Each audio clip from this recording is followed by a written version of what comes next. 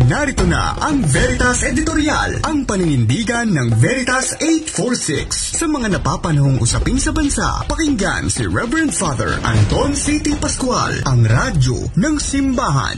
Veritas Editorial. Mga kapanalig, noong 12 ng Hulyo, ginugunita natin ang ikasyam na anibersaryo ng pagkapanalo ng Pilipinas sa UN arbitral ruling ukol sa ating soberenya sa West Philippine Sea. Magpahanggang ngayon, may tuturing na tagumpay ang pagkapairal ng batas at diplomasya sa pagkilalang ito ng United Nations o UN. Pero kahit lumipas na ang 9 na taon, hindi pa rin kinikilala ng bansang China ang ruling na ito. Salamat sa mga dati nating leader na piraso ng papilang ang tingin sa desisyon ng UN. Noong nakaraang Lunes, kapanalig, naiulat na nasira ng isang Chinese maritime vessel ang bahura o corals na nagkakahalaga ng 11 milyong piso sa Pag-asa Reef 1 noong Hunyo 7. 3 oras na nakasadsad ang militia vessel sa bahura. Pagkaalis ng sasakyang pandagat na ito, sinira ng parachute anchor nito ang bahura. Batay sa investigasyon ng Palawan Council for Sustainable Development, naganap ang pagsadsad sa loob ng isang protected coral zone at nasa 30% ng bahura ang napuruhan. Nasa halos 465 metrong kwadrado ang lawak ng nasirang coral reefs. Bahagyang mas malaki ito ang sukat na ito sa isang basketball court. Malaking bansa ang China at ginagamit nito ang kanyang laki para takutin tayong maliit. Halimbawa ito ng tinatawag ni Pope Francis na might is right. Isang pagtingin na nagdudulot ng matinding hindi pagkakapantay-pantay o inequality, kawalan ng katarungan o injustice at karahasan, violence.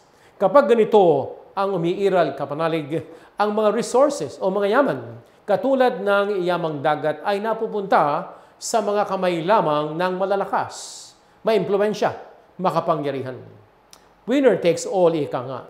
Hindi ito patas, hindi ito Kristiyano, hindi ito makatarungan. Hadlang ito sa maayos na ugnayan at pagtutulungan ng mga bansa.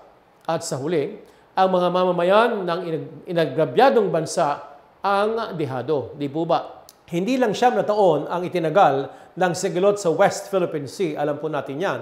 Mula pa noong mga nakaraang dekada, marami ng panghimasok at pagmamalabis ang ginawa ng China sa loob ng ating teritoryo.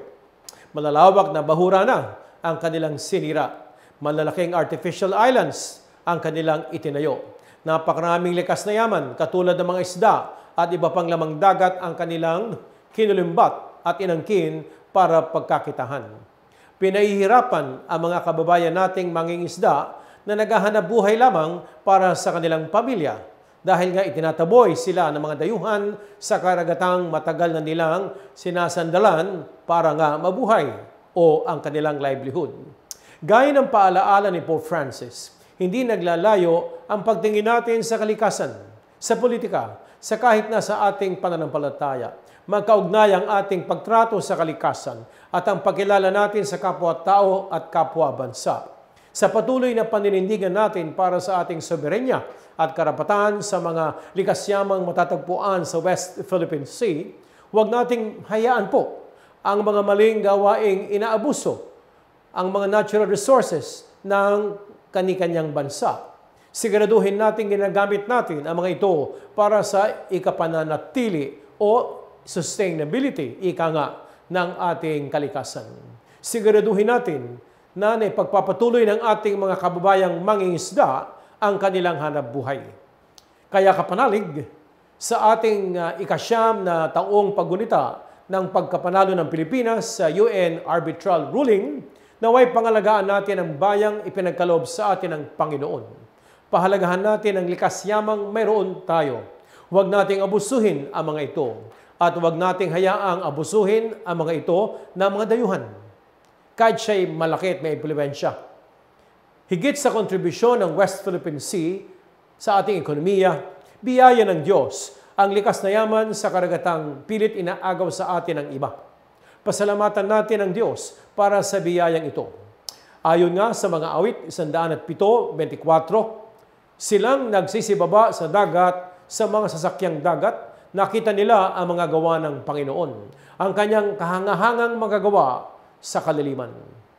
Atin po, kapanalig, sa iyo, sa ating lahat, mga Pilipino, ang West Philippine Sea.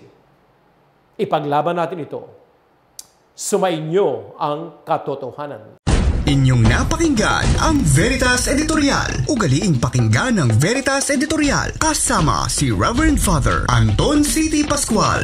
Veritas Editorial.